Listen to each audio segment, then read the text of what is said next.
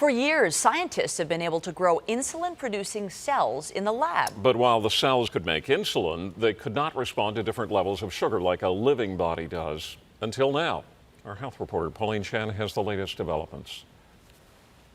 California scientists are one step closer to creating replacement pancreatic cells for patients with diabetes. These cells, known as beta cells, must be able to do two things: produce insulin and respond to the amount of glucose in the body to make the right amount of insulin. In the past, cells grown in the lab could produce insulin, but they couldn't adjust to the different levels of glucose.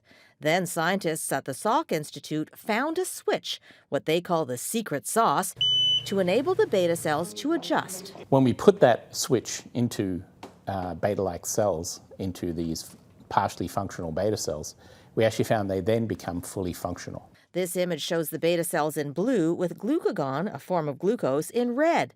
The green patches are the insulin produced in response to the glucose. The way to cure the disease in modern terms is to try to actually replace the beta cell in the body.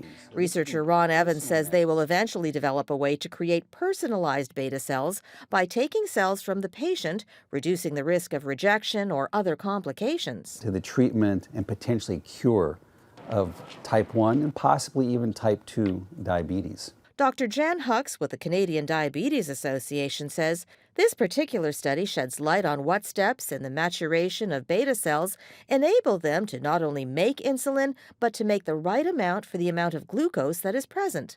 Other challenges remain on the path to safe and effective transplants.